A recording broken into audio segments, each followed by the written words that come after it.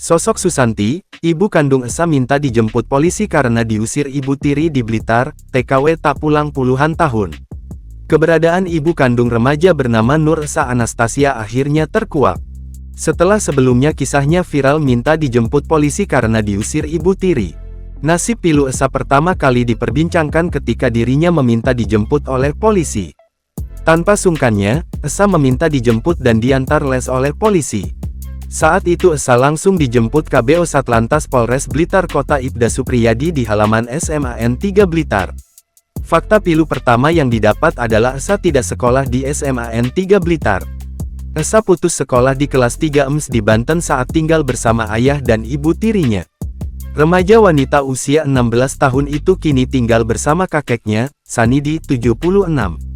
Ia tinggal di kawasan Kademangan, Kabupaten Blitar. Esa merupakan anak dari Susanti dan Suhebi. Susanti adalah anak pertama dari Sanidi. Susanti memutuskan menjadi tenaga kerja wanita TKW sejak Esa masih TK. Selama ibunya jadi TKW, Esa tinggal dengan Sanidi di Blitar. Pamit kerja ke luar negeri sejak Esa masih TK, katanya. Tapi sejak saat itu Susanti sudah hilang kabar. Bahkan Sanidi tidak mengetahui keberadaan Susanti. Sampai sekarang saya tidak tahu posisi Susanti di mana, katanya.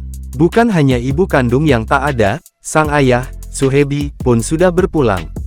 Kata Esa, ayahnya meninggal pada bulan Februari tahun 2024. Nur Esa Anastasia kini tengah bingung kelimpungan memikirkan masa depannya. Dengan kondisi kakek yang sudah tua dan sibuk berdagang bakso, Esa semakin hilang arah.